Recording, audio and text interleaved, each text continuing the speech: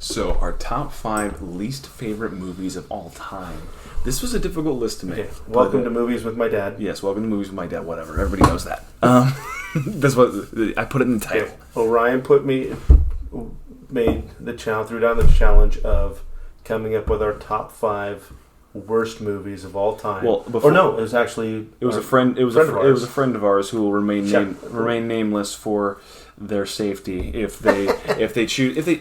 But a shout out to our friend. Yeah, I'll ask them if they want me to or not. But before I have the all clear, I'm gonna go ahead and keep their name out of it. But it's in a comment on Wonder Woman actually. So go if you guys are watching this, go share that comment. You'll track it out and you figure it out. Oh, you guys are weirdos. So she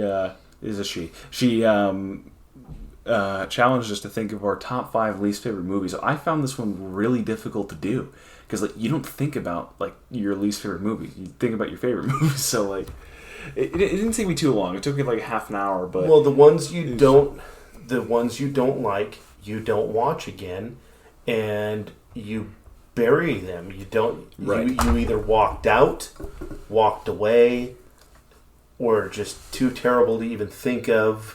Exactly. So the thing I want to preface this list with is I didn't just take some random movie that was very indie and nobody really knows about because it's so bad. It's we're not pulling B movies out of here and telling you they're worst movie. Everybody already knows those stink. There's a movie called Abduction with Taylor Lautner as the main character. Yeah. It's really bad, it's definitely one of my least. It's one of my least favorite movies. But I'm not going to put it on the list because nobody's going to know it. Yeah, no one knows. So I put movies that I think people will know. And the big thing that I tried to do was I tried to steer away from sequels because typically sequels are always kind of bad. Or So here's what I should say. I stayed away from most sequels. Empire Strikes Back, X-Men 2. But yeah, you're right. I don't know. What do you want me to say? No, you're right. Every Muppet movie. Generally, sequels are worse, but everybody knows that. Exceptions. But what I mean is, I if a movie has a sequel and the sequel's worse than the first one and it's bad because you're comparing it, yes. I didn't do that. But if the sequel was a franchise killer or if there was a deeper, funny you mentioned that. So. First off, there's at least one movie that is for sure on both of our lists. So another thing I should say is we've come up with this challenge for 3 days. We talked about the criteria. Okay, we want to stay away from these movies. We want to stay away from those movies. But we didn't even discuss that. We hardly. So we don't know what each other's movies are. We haven't said one word about it. We didn't even hint at it. We still have our lists for 3 days from each other. Yeah, for 3 days we have our lists in our hands. Come up with your 5 worst movies. That was it. We haven't had a discussion since about it. All we've done is set up the recording time. Yeah. So what you're hearing right now is our genuine reactions. Okay. So my 5, same thing. Some of them are deeper meaning. See that's what I did. Deeper meaning. Mine 5. So mine were my least favorite because there was a deeper meaning to it. I have. That's the same with my favorite movies. I have a movie on here that's an honorable mention. Terrible movie. Yes. So you have an extra. Because of its impact on culture. So here's my thing. Since we haven't discussed this at all, I don't even know who's going to go first. But since you have an honorable mention, I think you should go first. That way you do your 6th one. I'm going to save my honorable mention to the end because it makes. You want to save it for the end? I don't want to lead. I don't want to lead with it. Okay. There's a reason I don't want to lead with it. Makes sense. And then there's one that it's on my list. Because I already know what it is. No. Okay. You don't. I promise you don't. It is the most horrifying movie I've ever seen. It was the age that I saw it and the impact that it had on me personally. Is it Poltergeist? No. Oh. I tried to guess it. But so here's my... We know you tried to guess it. You just guessed it. I know, I'm sorry. I tend to announce what I did. I have one movie on here that I know for sure you're not going to guess. So fire away. Okay. You can rank them however you want. I'm going to rank them a certain way. I'm going to put my... I have mine in order. My least worst first. Okay. And my worst is going to be last. Okay, so I'm going to go with my number 5. Number 1 is the worst one. Number 1 is the worst of them. Number 5 is the best. Same with me. So I think I might catch some flack for this one in the community. I know I'm probably going to catch some flack with this for you, but I'm almost nervous saying this.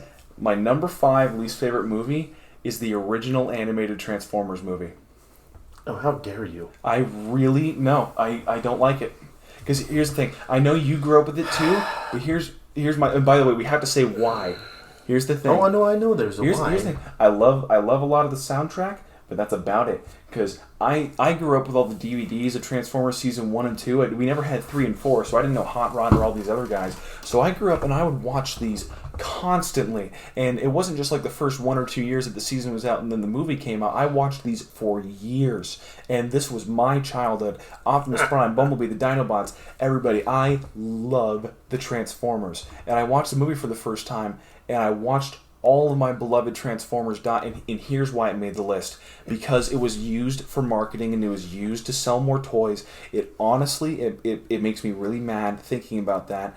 And the fact that they did it for a cash grab, the fact that they killed all my favorite characters, the fact that my beloved... The movie was a commercial for the new figures. And that is why I absolutely hate it. That's why it's one of my least favorite movies, because it killed my childhood series because they wanted more money. Because they wanted to sell toys. Because they off wanted the backs to sell of more a bunch toys. of broken-hearted kids. So but even the first time I watched that movie, it crushed my heart, and I watched all my favorite Autobots die, and they all get new form, and like that was just me as a kid. But now as I grow older and I keep watching it, I get angrier and angrier the more I think about the movie, because I realize more and more everything they did was just for money. How little they care about the kids who grew up with this, and with this being such a staple for me loving the Transformers so much and spending so much time thinking about like the lore and all the other stuff, to see it thrown around so carelessly because the executives who made it don't care and they just want money for it. And even though the fact that it only ran for 2 seasons with those characters because of that, because 3 and 4 is Hot Rod and the rest of them,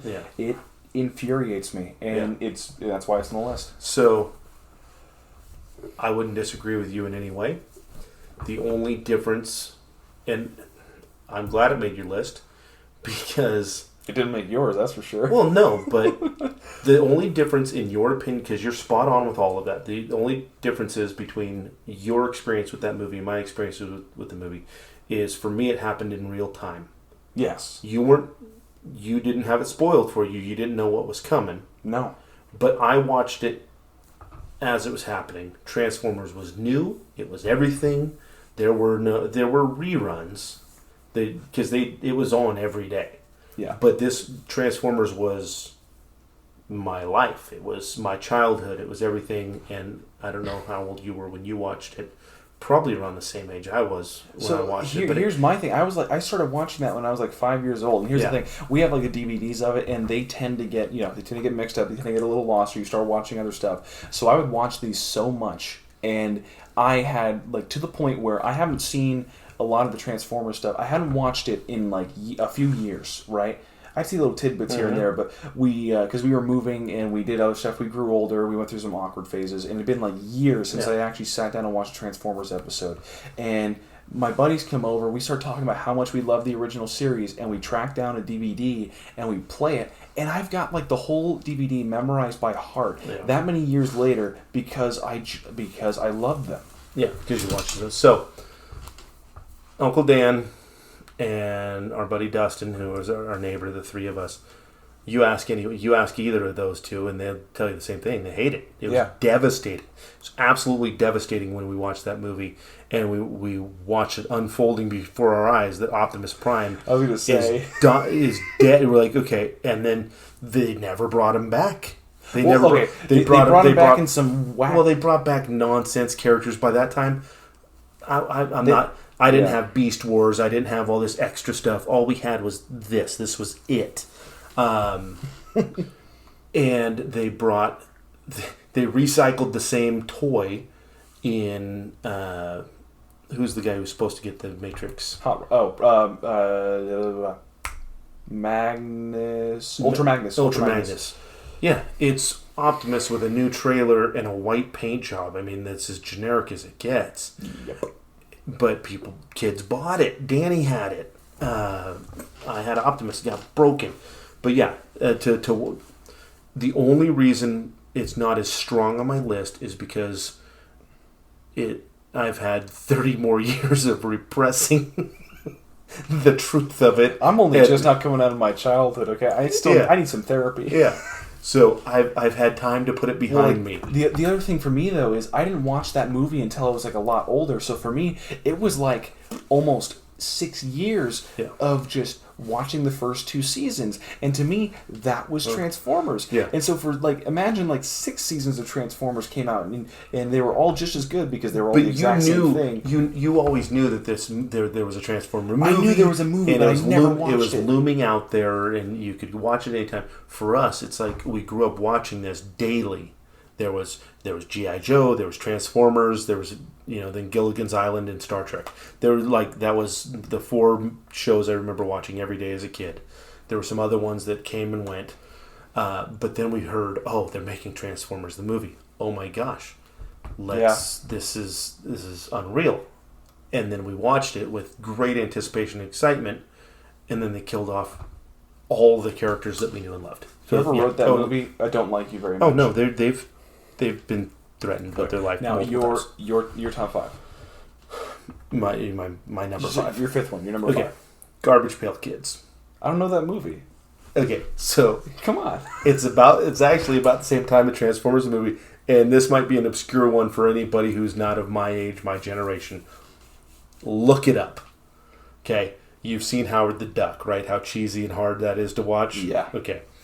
Garbage Pail Kids. So Garbage Pail Kids were, for anybody who doesn't know, I think you showed me Garbage Pail Kids were stickers that were puns or plays on words that were the names of these kids, like Stinky Pete, or it's not a freaking no, I know, but whatever. I can't think of the names, but there was like Stinky Steve, Sally Smelly, or whatever. I don't know. Anyway. Something like Chuck something, and he was puking, and they were deliberately disgusting, kind of vulgar, vile little kids made up to be stickers. So that they took something that was supposed to be cute and wholesome and made it completely disgusting, and for some reason it just became a fad and this thing in a phase that everybody went through, that they had to have Garbage Pail Kids, and kids did trade them and collected them like there were baseball cards for kids who didn't watch baseball. And for a certain generation, and around that Nickelodeon era, where I've talked about where like Ren and Stimpy, it was way before that. It was I know, but it was the reason. The gross kind of. No, but what I mean is where if those who you don't know me. Nickelodeon is kind of my baseline where culture shifted a little bit, because all of a sudden you went from the Huxtables, where the kids did their thing, messed up, and then went to the parents or the grandparents, and they got their advice from reliable family sources who taught them right and wrong, and therefore then taught the audience right and wrong. And then you start transitioning into Punky Brewster or something where the kids know best, and the adults are more buffoons. Honestly, I don't like that culture shift either. Well, and then that's why, like Hannah Montana, or then whatever that other show is where the parents aren't even in the picture, and the goofy idiot older brother is the one running the show. Oh, iCarly? iCarly, yeah.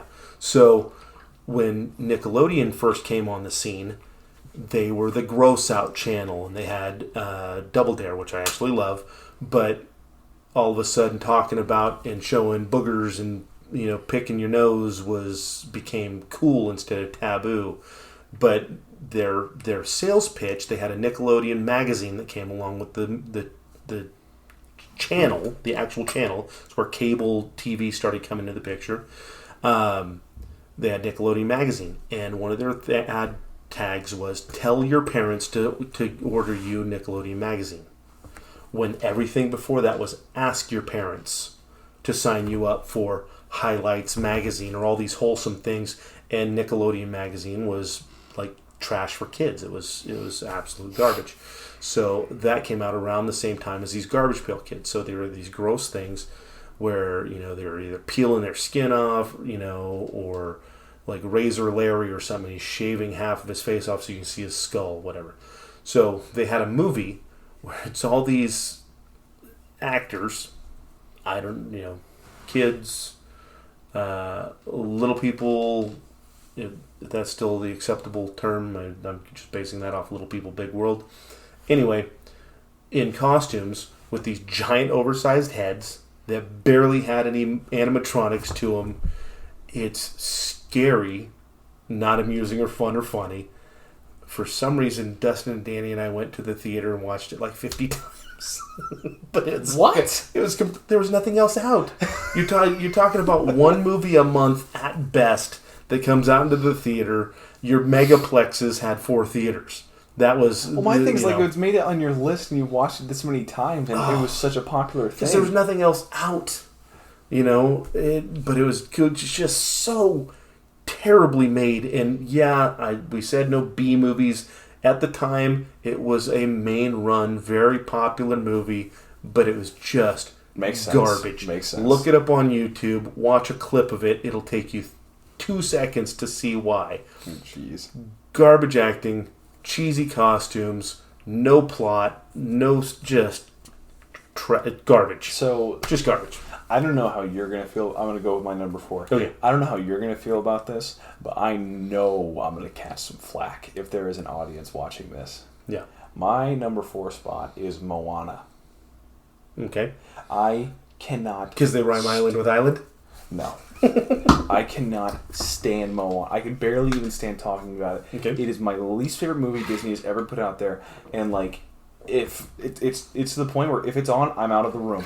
If I own a house someday and somebody throws it on for my kid is watching something else. Turn that movie off. It's not playing in my home. So here's the thing that bugs me about it. One, what we talked about in A New Hope, right? Like throwing an audience off, like right off the bat. Here's the thing that bugs me with Moana, and this is more of like me and how I grew up and the kids I grew up around. So in the first scene with Moana, you get the story, right? And there's like the scary part to it. Mm-hmm.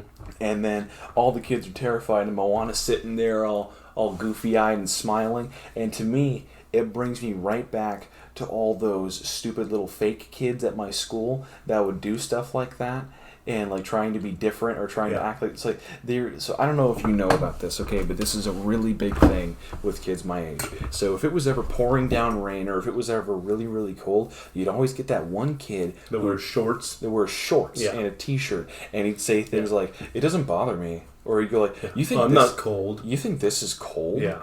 And he's like, "Oh, dude." And like to me, that was exactly like right off the bat in the opening scene where that wasn't like, "Oh, you think this is scary? I like kind of scary stuff. I like that kind of like." I dealt with like, I already graduated middle school. Okay, I don't need you throwing me right back with all these kids I couldn't stand. So that was just the opening scene. So obviously it hit you at the wrong time in your life, mentally and emotionally. It could have hit me any time in my life. But I think it hit me because of what happened in my life. So this is more of my because of the way it's an impact on you. This is why. So my movies have a deeper meaning. So I don't like the Transformers movie because it ruined the Transformers. I don't like Moana because it reminds me of all of those kids I had to grow up around. Oh yeah, how it makes you feel. That's fine. Exactly. That works. And then what the thing is she just throughout the movie she seems so fake. She seems like way too cheery, super fake. And here's the thing to me, like she the whole she's special thing and like the water chose her. So like she throws a turtle into the water, big deal. The turtle. First off, the turtle was going to make it anyway. Second off, there's that story. You know, it wasn't that. It was the fact that she's connected with the grandma who had the thing. It just I think that was it's a little bit of her bloodline. I think that was just a culture thing. Yeah. But then the water chose her. Yeah. And I'm like, she threw a turtle back. Chill out. No, it's the fact that she's willing to go out. And then into this. here's the thing with me. It's like she seems so fake to me all the time, and like she earns all all this stuff happens that she doesn't earn. So like one, she's so defiant all the time, wants to go into the water. Sure, she was chosen by the water, so she wants to be cool. But she's protected from drowning. But she's so defiant, and she never listens to her dad. And sorry, in 1 second. And she never listens to her dad. And here's the thing. when she finally decides, like 16 something years later, that she wants to stop, she's immediately way better than all the other people and everything. Like, she fixes the roof for the guy who didn't even think about it, and she's all uppity and cheery about it. Oh, and I did this too, and I made this. Would you like some pork? And it was just, like way too cheery, way too good at everything, like total Mary Sue, and then when the fish start coming up dry, she's like, "What if we fish beyond the reef?" And I'm like, "Really? Like, you haven't been saying that your entire life, and you're trying to act like it's some kind of original idea?" He's like, "Wow, so this movie struck a nerve with you." So to wrap it all up, it reminds me of that stupid fake personality that I can't stand. She's that to a T. There's nothing special about her. She didn't earn anything that she gets in that movie, and she what was that last part that I was gonna say? Throughout the entire movie, like, there's no reason it has to be her. You know what I mean? She adds nothing to the table, and she's so defiant. Like, that's the thing that bugs me, when people are just openly defiant of their parents, but they get lucky. Like, she almost drowns like 80 times. Yeah, and when anytime you pick a character, and this is like Rey in Star Wars. the Star Wars, There you go. the new Star Wars trilogy, you take her out of the equation. Does it change anything? Is there Right. anything about her uniquely? Take the powers away, and is there anything about her that makes her so special? Yes. That she adds to the story, or the reason the story goes this way? Is it her compassion? Is it her ability to do this, or her ability to connect with people that makes her that much better? Or is it just that she has, like Harry Potter is a really good wizard, but it's his compassion and his ability to connect with his friends that always saves the day. Right. It's the more than element. To me, yeah. And if there's no more than element to Moana, other than every time the chips are down, she gets rescued by something or someone else, that's just fate smiling on you. So, okay, I get it. So I can't stand that movie. I can't watch it, and I don't want to. All right. Is the rest of your list cartoons? First I'm off, just messing with you. he who watched Garbage Pail Kids 50 times. It wasn't a cartoon. It was live action. Heads bigger than their...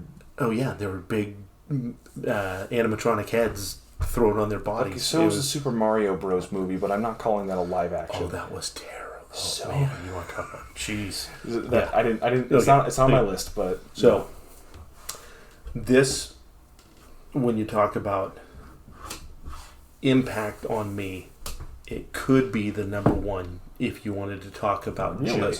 just its impact on me. The Fly.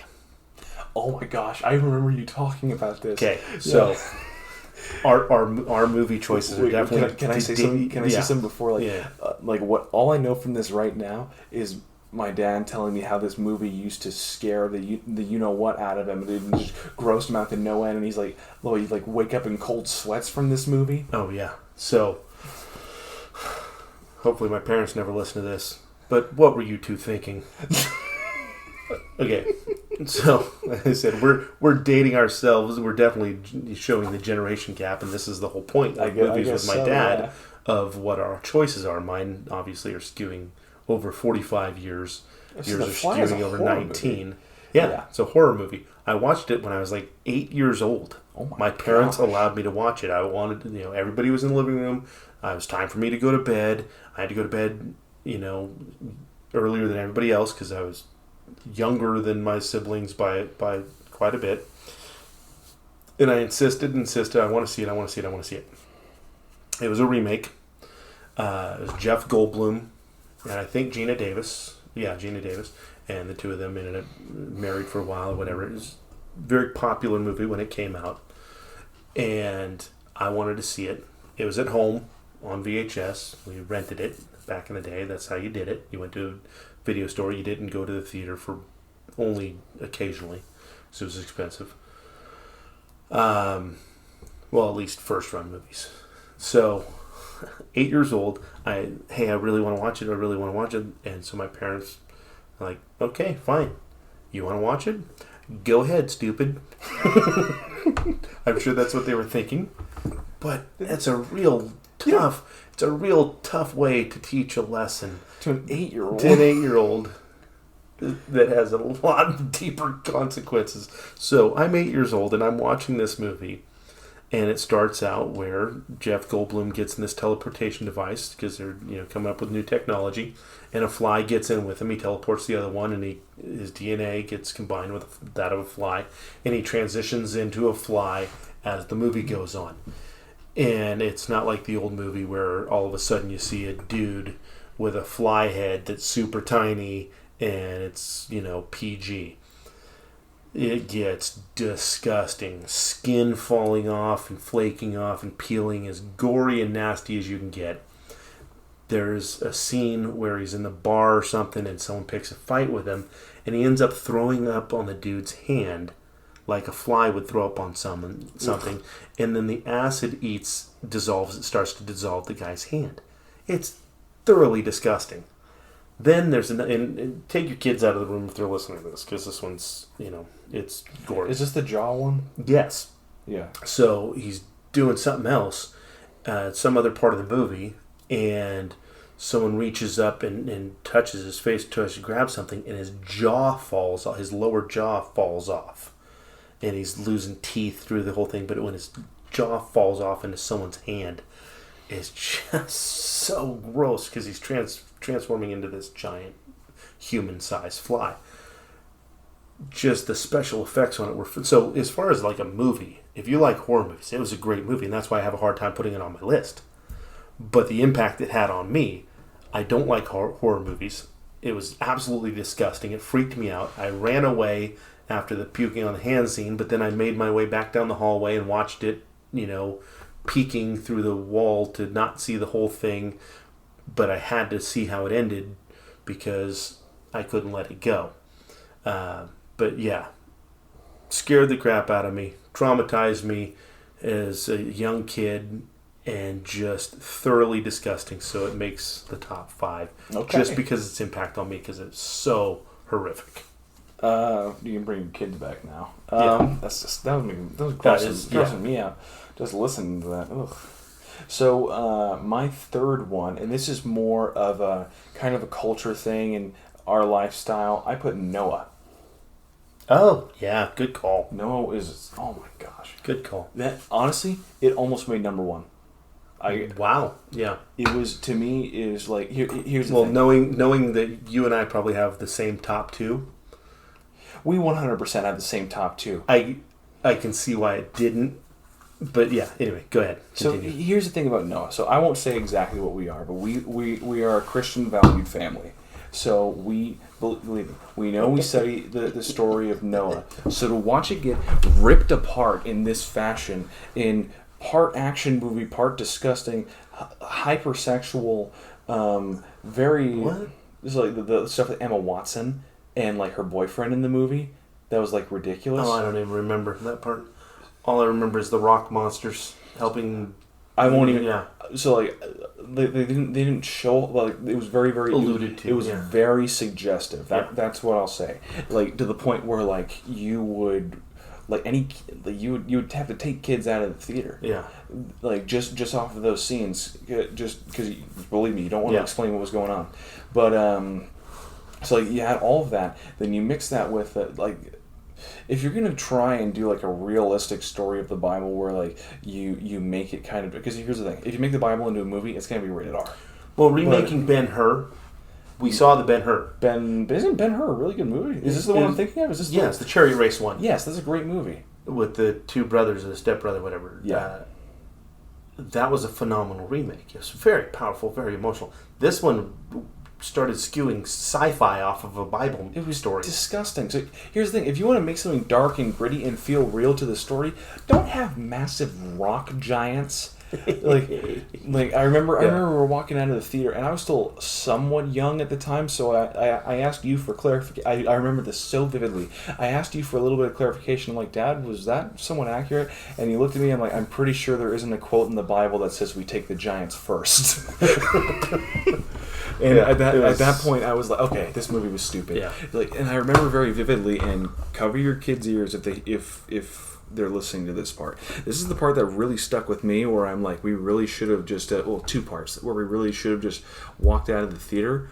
Was one, there's a scene where they're in this training camp or whatever. There's like a lot of impoverished people or whatever it is. They're hungry, so the rich people on the other side, or the generals on the other side, they take the sheep and they throw it over this massive fence, and all the starving people are grabbing onto it, and they're gripping like the side of the sheep so tight you see it like start to tear it apart. And it was just the most disgusting, sad, like ravenous thing. horrible thing you're watching in a movie. It's just disgusting. And there's like another scene where it's like a little girl or something.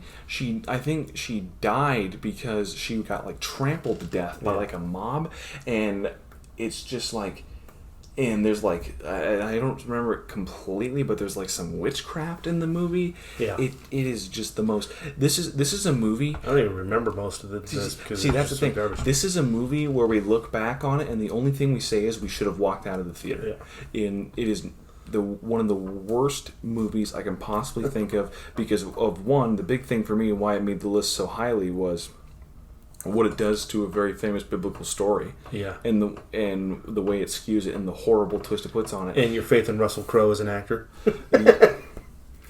I am not entertained, but just to me, because it's Noah, and because it's this story, and the way that they did it, and how horrendous it was, and also the fact that it's just a really bad movie. I don't even want to talk about it anymore. It's that bad. All right, my number 3. Number 3. There was one I could throw in, just like you said, where it should have walked out. Your Mom and I. This is before you list your number 3. This is 3.5. Cold Light of Day, I think it is. Yeah. Bruce Willis, Henry Cavill. Really? Yeah. And I can't remember who else. It's like three great actors, one bad movie. Your Mom and I had a Tuesday off together, and based on the way our schedules were going, we were going to be able to have a day together. We started out our day going to a matinee and watching this movie, and we both got up and left after 30 minutes because it was just so poorly acted, poorly executed, just terrible movie. And then it ruined the rest of our day, and we were bickering at each other because it messed up our plan for what we had for the day. Oh, jeez. And then we never did Matinee Tuesday ever again for like the 3 months that we had the same schedule. Anyway. Oh my gosh. So, anyway, another one where, again, this is one where, I mean, most of the bad movies you should have got out and walked away. But AI. I've never seen that. Again, it's based on generation. So AI is a Steven Spielberg movie.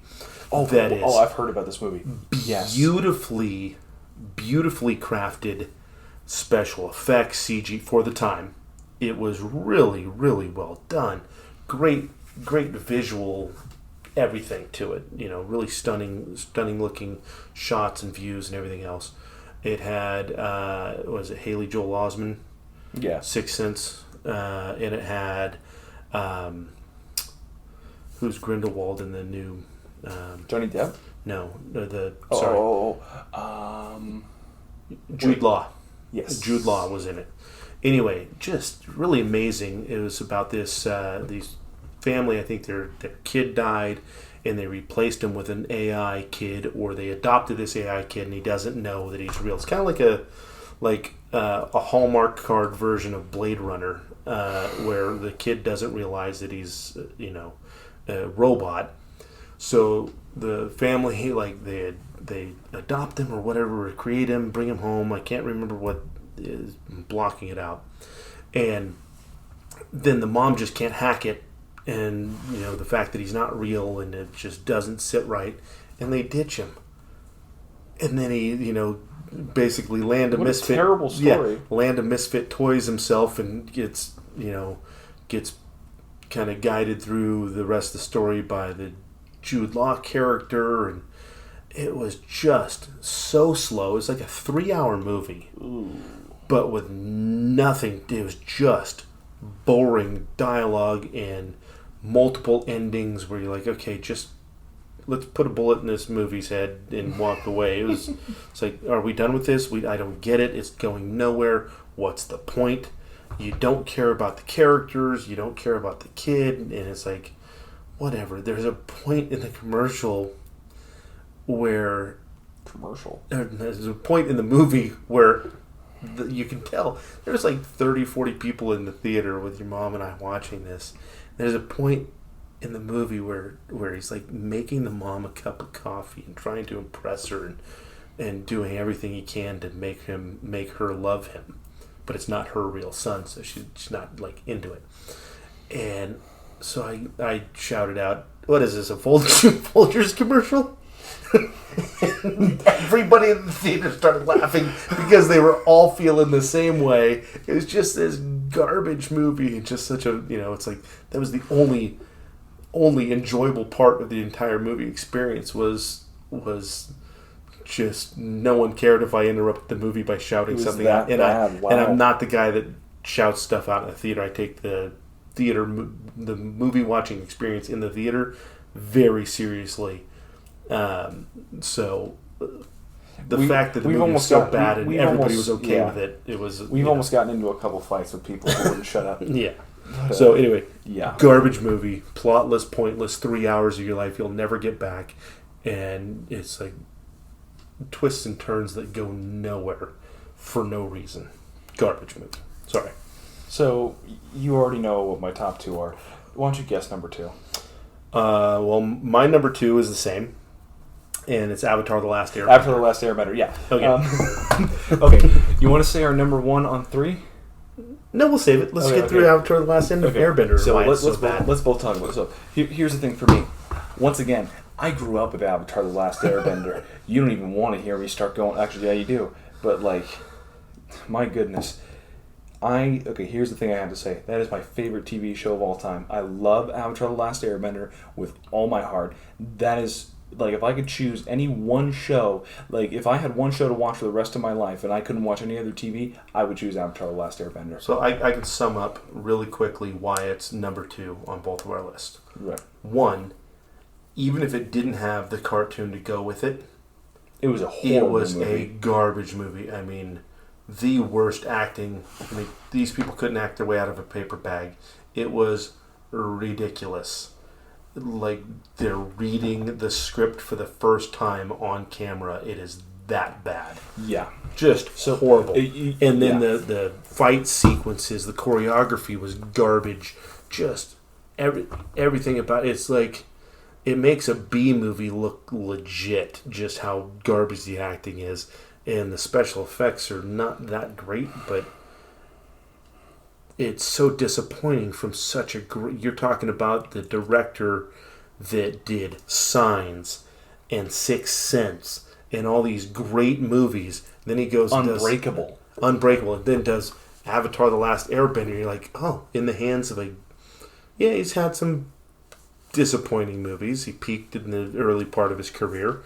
But you're thinking, okay, this is a guy who watched the cartoon series with his kids. You think he's going to put some love and care into it, and he's got some draw. He can really bring some Hollywood pizzazz with it. And then he just falls flat on his face. You can... The second reason... Yes, second reason. Is, and this will tie into the first one as well, is this is a movie that is a franchise killer. That is exactly it's a franchise killer. You want to talk about movies that have a deeper meaning to why they're bad? This movie is bad because that's what it did to Avatar. Yeah. Because not only every time you watch the cartoon, you can't help but think of the movie and how terrible it is and how it missed its opportunity to be given a proper movie to watch. This cartoon is phenomenal. There are very few shows where all 6 of our family members sit and watch something and all of us love it. This show is that good. Did you say show? Show. Oh, I did not say that. It sounded like yawning as you said it. Where you guys were pretty little. Like, Hunter was little when we started watching it, and your mom and I were in our 30s, 40s, whatever we were, when it's probably 30s, I guess. but we enjoyed it. It kind of had that feel of old 80s cartoons, but with a great story, great character development. And a great concept. And just the whole thing. Across the board, one of the best cartoons ever made. Really well done. Great series. Thought out from beginning to end. They knew the beginning from the end from the beginning. They knew where they wanted to go. It didn't get lost in itself in any, there were some diversionary, subplots in some of the stuff, but just to make it a more robust show. But it was a really well done cartoon series that the whole family enjoyed. So we were really excited about the movie, and the movie is just garbage. And it taints your view of the cartoon when you go back and watch the cartoon. So, it wrecks the possibility for a decade of a reboot. No one's going to try and tackle it again in live action form. And look what happened. A decade later, they try and tackle it again in live action form as a live action series. The live action TV show that bombed on Netflix, and they got rid of the original writers and whatever. Michael and Brian. Yeah, the creators of the show, they got rid of them. And so now the thing's fallen flat again and missing another opportunity to bring this into live action. You just can't catch lightning in a bottle again. I think you could develop that into like Transformers got brought into live action. The only reason, the first Transformers was great. I like the first Transformers movie. Yeah, good. They changed up, like you were talking about today, or about it being Sam Witwicky instead of Spike. They mixed up. They changed up a couple things that aren't deal breakers. It makes for a great movie. The only thing that got in the way of Transformers, the original Transformers being the first one, being a really great live action movie, is Michael Bay blowing everything up for no reason. Literally and figuratively. Yeah. Otherwise, it was a pretty decent movie. So they could do that. Avatar just needs the passion to make it right. As great as it is. If I can go on my rant about it, my thing is, to go off of your point, the problem with movies like that is the story's already written, right? So you're literally just rehashing it in live action form. So what do you bring to the table? What you bring to the table, one, is definitely not firebenders now can only make fire by rubbing two sticks together, and when flame erupts, then they can move it. But cramming an entire first season into one movie. Yeah. You can't throw how many hours? 8 to 10 hours of story?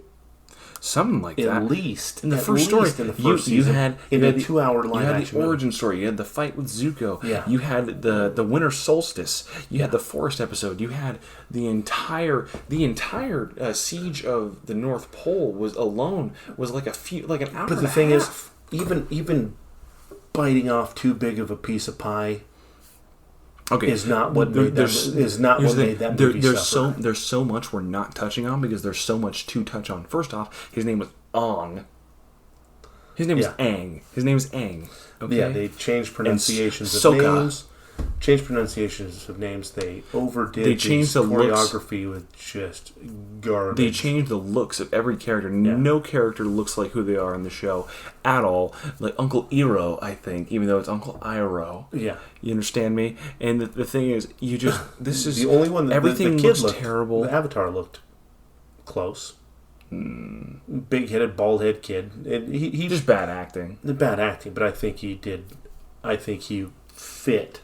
Look-wise, he's the only one that worked. Yeah, I guess you're right, a little bit. But then you have they mix up the tattoos. They make him kind of tribal. I know some people kind of like that, but if you're looking at that part was fine. Yeah, but if you're talking about stuff to stack up against this movie, I would put it on the list. There's a lot of stuff that, like I said, I remember. So the acting suffered more than any other part of that movie. I can go on a rant for an hour about this. So here's the best way I'm going to sum it up.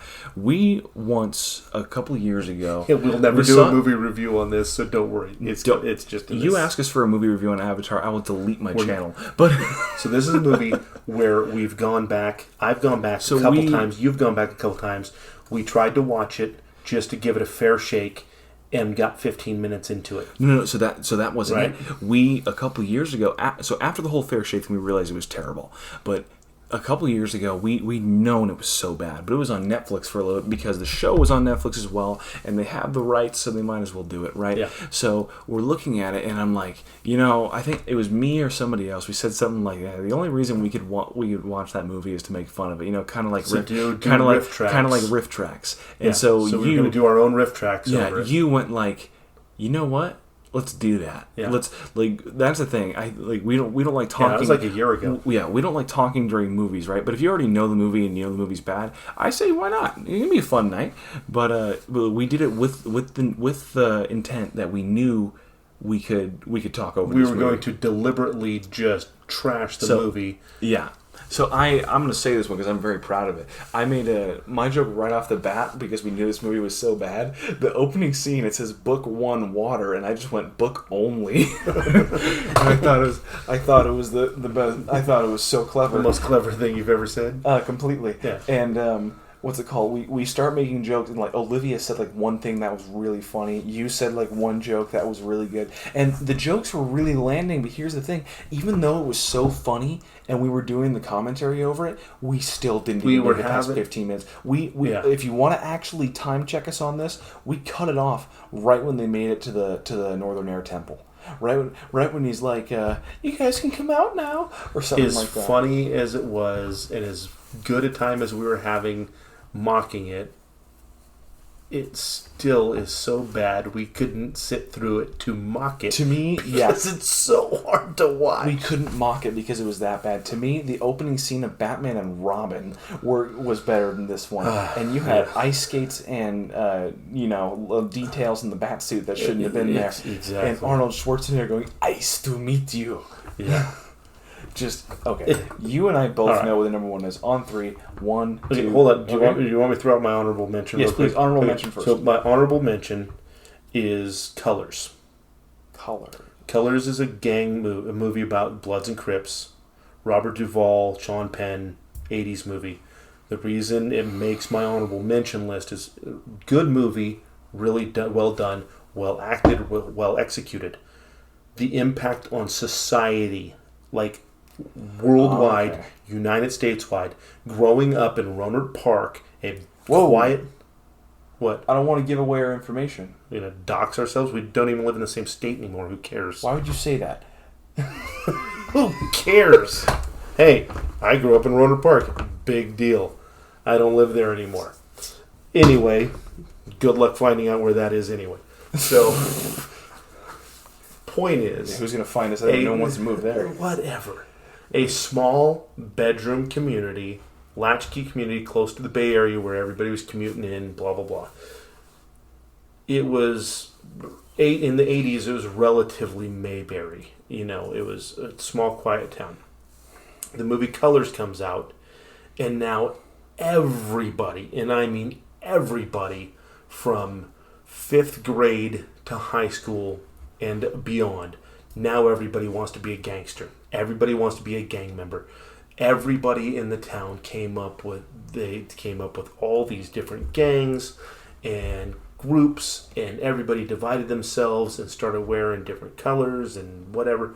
So its reach, it was so influential and so toxic and poisonous to society because of what it inspired. Was it even a good movie? It was a really, like I said, fantastically well done movie. Okay. But people missed the point, and it was so enticing to kids. It's kind of like Grand Theft Auto is to kids. You give Grand Theft Auto to a 5-year-old, don't be surprised when he becomes some murdering, thieving hooligan by the time he's 19 years old or 18 years old or even 15 years old and stealing cars. It's no surprise that life is the way it is now because of these massively influential things that people watch. So that was my honorable mention, because its impact on society. I'd say it's completely fair. If it's like, because like I said, this is devastating to small towns. There's a deeper meaning to why these movies are bad. Because here's the other thing: there's a deeper meaning to the movies we love.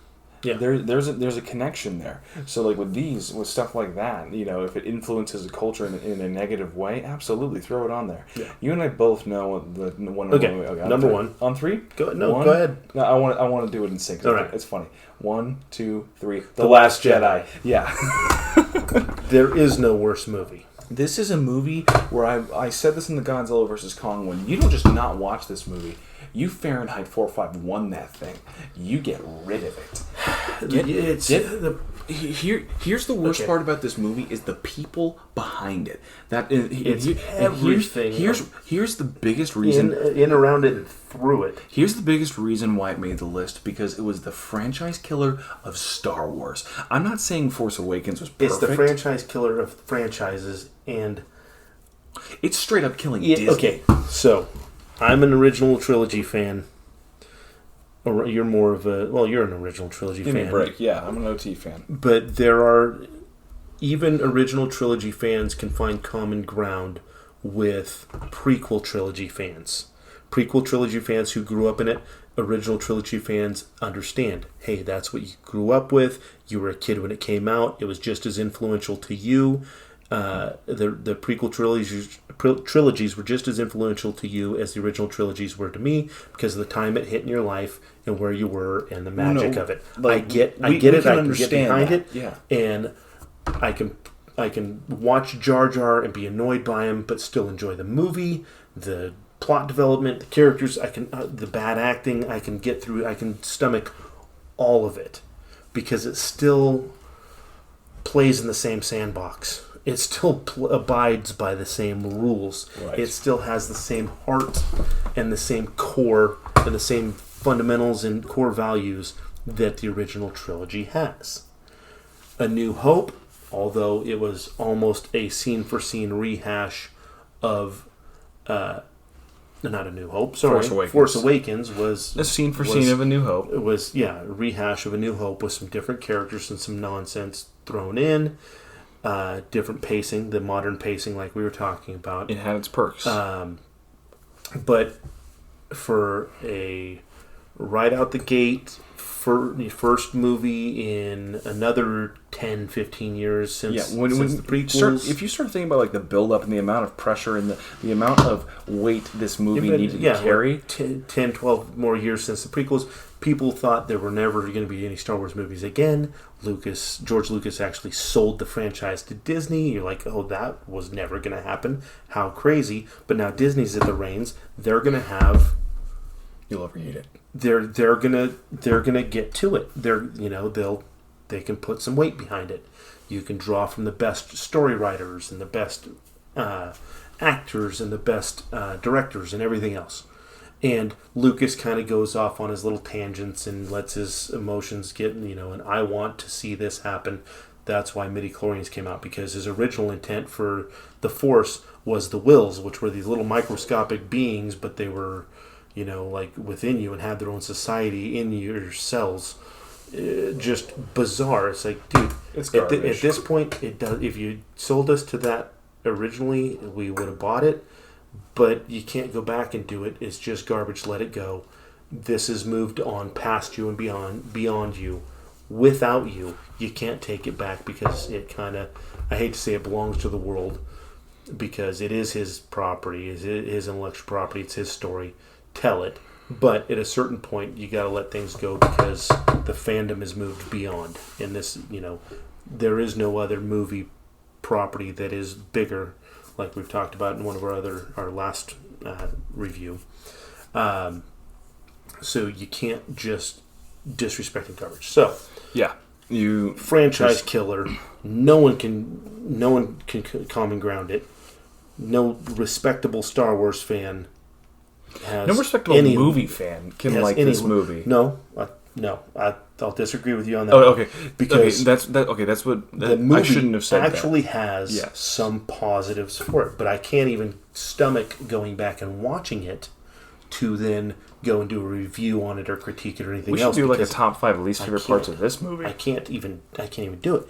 So, but beautiful, stunning cinematography. And there were some really cool shots. One of the most lore-wrecking, culture-wrecking parts of the movie, the Holdo maneuver, which is an absolutely garbage maneuver by a garbage character that shouldn't have been done. They pay no respect to the classic original trilogy characters that everybody grew up with and everybody's loved for 40 This years. was just They literally Yeah. throw them out the window like they don't matter, unceremoniously, and no one cares. this was so Well- indicative of the people that are at Lucasfilm today. Yeah. They hate. Let's not go off on that. Let's not go down that rabbit hole. Look- Stay away from political and the. No, I'm not saying political. I just don't like Ryan Johnson. Yeah. So here's what I don't like. He's a turd. You can go into the politics, you can go into whatever you want of this movie, but here's what I'm going to say to remain impartial. When you make a movie like that, and even though it's before it, you have a posted picture of you with your smug little face and a piece of paper on that says your Snoke theory sucks. I'm sorry, but you're a jerk. When your intent is to subvert expectations, when I'm and really that's what you say is you're subverting expectations, and you don't actually care about Star Wars. You're going to make you're going to make your own movie. I'm going to make the movie I want to make. I'm not worried about the fans. When you hate the fans, when you hate Star Wars, when you don't listen to a word that Mark Hamill says, and then call him a word that I'm not even going to insinuate to on this podcast. Allude to. That's my bad. When that's my thing. Take everything else out of it. Ryan Johnson's a jerk, and him and all these other people. It was like 9 of them that are all were thinking the same thing for the movie. They locked themselves in a room, wrote the movie, didn't let anybody else look at it or even make a suggestion about it, and they came out and said the movie's written. This is what we're going with. And didn't pay heed to any of the other movies that had been made up to that point. Even care. It was literally a movie that he wanted to make. Oh, but you have to make it a Star Wars movie. Fine, I hate Star Wars, so let's ruin it while I can. And it's just people who hate Star Wars, who hate the fans, who wanted to destroy this franchise, and now they have the gall to say it's like the best one. So the critics loved it, fans hated it. I mean, to an overwhelmingly I don't trust the critics. Overwhelmingly distorted numbers. Yeah. So like I said, the Holdo maneuver, which is just a movie wrecker as far as the concepts. Because that messes up the entire universe. But the sound editing, the visual effects on that shot, the visual effects and the sound editing and the moment. It was a very mesmerizing scene. It was seriously, it was one of the best scenes I've seen in a movie. It is just so well done, where the ship goes crashing through all the other ships with this bolt of lightning effect as it streaks into hyperspace and lays waste to everything in its path. It was an incredibly well done move and picture and image, and then the sound pauses almost like you're waiting for a sonic boom, and then it hits you, and it was really well done. Whoever was in charge of cinematography and sound editing for that movie, I would bring on a movie any day. They did phenomenal job. I would not let them touch the script. But if another character, Admiral Akbar, had done it, yes, you might actually be okay with it. My football coach brought this up to me actually the day after the movie. We were talking about it because we both went to see it. He's as big of a Star Wars fan as we are, and I didn't even think of it yet. And he's like, as cool of a scene as that was, that should have been Admiral Akbar. And I'm like, and I thought about it for 2 seconds, and I'm like, you're absolutely 100%, right. 100% right. So this movie, and that's a prequel trilogy. Yeah. So to paint it with a broad brush, it killed all the original trilogy characters. Okay, so quite literally, it changed your views on the Force. Yep. It ruined Luke Skywalker, who is Star Wars. Gosh, when you ruined Luke Skywalker, when you go after Luke Skywalker, and ruined the actor who portrays him or plays him, and ruins the timing, how long it takes to fly somewhere in hyperspace. What you can do in space, what the Force can do, you name it. I mean, they run out of fuel. They can't, but the big ships can't catch up to the little ships, but yet TIE fighters can fly between them. How does momentum even work in space? There's not exactly wind resistance. Point being is they were at max speed, but yet the TIE fighters can fly faster than that. or just jump into hyperspace and get back in front of them.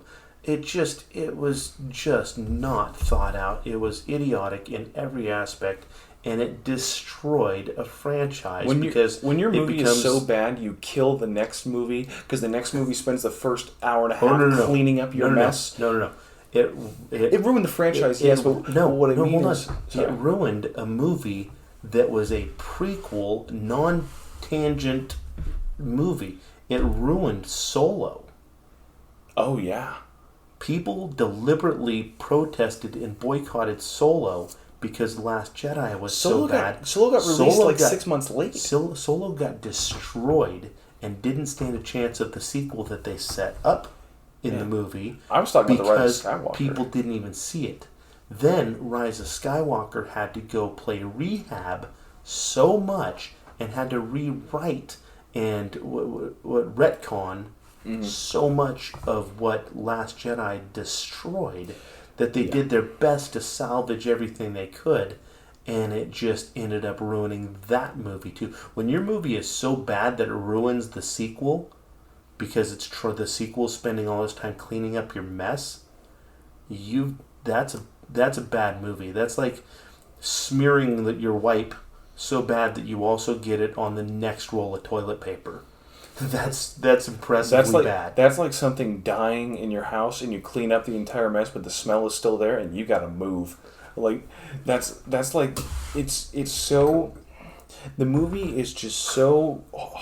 Let's mop up this rotting carcass with a dead skunk. It doesn't work. You can't fix. It was so tragically broken.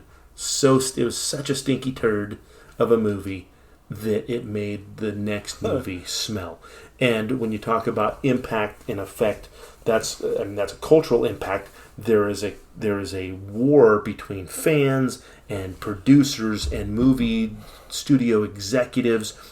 Disney is at war with that movie started with Kathleen Kennedy. That movie started the divide in Disney. So it is ruining an entire franchise and then spinning off into Disney as a result, and pop culture, and then at least it gave us the Mandalorian that's bringing everybody back together and uniting fans. Well, the worst part is the divide is spilling into Marvel. Yes, yeah. But so the impact on us, we rented out a theater, and no, we're not rich. We didn't, but okay. Let's explain this. Okay, so for all the last however many there have been, 5. There have been So the last 5 Force Star Awakens, Wars Rogue movies. One, Last Jedi, Solo, Rise of Skywalker. Yeah. So for the last 5 movies, we've rented out a theater, an auditorium in a theater, 300 seats, and then just fronted the money and then sold the tickets back to friends at a higher price so that we have less people in the theater. So it's like 200 people in a 300 seat auditorium, very intimate, and everybody knows everybody. Yeah, basically it's all friends of us, and everybody's connected through one common person or two. You're going to know probably 60% of the theater somewhere. You get your commitment, so you know the money's good, and you save up, and you get the money, which originally would be renting out the theater, but nobody's got that kind of money lying around. So we sell it back to all our friends, and we break even, and we have a private theater with just us and our friends. It's a way to play the system without having to spend way too much money. Yeah. So anyway, so you're talking about the greatest way to watch a movie. Right. Intimate setting in a theater, great sound, great stadium seating, everything. It was a phenomenal experience. Yes. And everybody's cheery, everybody's chipper, everybody's in the same good mood. Everybody has the same respect for Star Wars and the same respect for movies. And you lay down the ground rules. Hey, no talking, no ruining everybody else's good time. Blah blah blah. Everybody agrees to the same ground rules. So you're watching this movie. We watched A New Hope. Force Awakens. We did Force Awakens that way. We had a great time. Everybody loved it, even for its faults. Everybody still loved it, had a great time, worked out the kinks with the rental. But it was great, phenomenal experience. Oh, and we had a taco truck there, and everybody. So had we had friends who ran the taco truck. We knew them personally. We're like, hey, we're gonna have a bunch of people by the movie theater. You want to pull up to the side? And they did. And yeah. We tailgated for 3 hours before the movie, having tacos and getting all lined up, and then walk into the back door, executive treatment to the theater, and had our own good time. That's why, like, The Force Awakens and Rogue One, like those movies. Yeah, so we did Force Awakens. It was great. Rogue One was phenomenal. They'll have a special place in my heart because of those experiences. Yeah, and then we are all sitting there watching The Last Jedi and watching this franchise get destroyed amongst 200 of our best, our closest friends. It's like if you were to take my dog up to the stage and murder him in front of me. At a family reunion. And then, so you all discuss it afterwards. It was still a fun experience, but it's so disappointing at the same time. And then so disappointing that it was difficult to do the next one and enjoy it, even though Solo was great. I enjoyed Solo. Right. And then everybody got together for The Last Jedi, Rise of Skywalker. I don't even commit the names to memory because I don't care. Everybody got together for Rise of Skywalker in anticipation of, okay, let's see if they can, strap this train wreck to a rocket ship JJ, and do something. We know we've had our differences in the past, but work your magic. So, anyway, yeah, it was a great experience because they did their best with Rise of Skywalker. Right? Yes, They tried. They did their best with what they had to cobble a movie together that kind of made sense and kind of salvaged as much as they could out of the franchise. And I enjoyed it. I still haven't gone back and watched it more than once, but at least it's, like I said, they put it together and it brought back that good experience. That's why Last Jedi is the number one stinker turd movie of all time in my book. Honestly, yeah, I think you can take any B-list movie or whatever. Who cares? I think The Last Jedi is the worst movie of all time. I think it's the worst movie to ever come to a screen. B movies don't ruin franchises. Yeah, exactly. I think when you talk about the impact on a culture, when you talk about the impact on a franchise of something beloved, you talk the about movie industry in general. You talk about the people behind the movie and who they are in real life, and you talk about just the overall movie in general and the people who made it. It is the worst movie of all time. Yes, hands down. So that's our top 5. And we were originally, my plan was originally to have us both say our top 5, and then we come to a consensus. But I haven't seen your movies. Yes. So I think it's good though. We already knew what our top. We did this 3 days ago. We're like, look, I already know that 2 of ours are. If you're ranking it on a scale of 1 to 10, the worst 3 for both of us are what? Somewhere between probably Noah, Avatar. but on a ranking scale of 1 being the absolute worst, 10 being a decent, a great movie, I'd say they're floating around 6s and 7s. Yeah. Right? And then Avatar is like a 2.5. And then The Last Jedi is like a 0. It's a negative. It's a negative 1. Yeah, that's what I'm saying. So you'd have to do a scale of 1 to 100, and the first 3 for both of us are in somewhere in the 80s and 90s. And then the other ones are just off the friggin' chart terrible. Once again, don't ask us to review this movie because we are not watching it again. All right. Thank you guys for listening.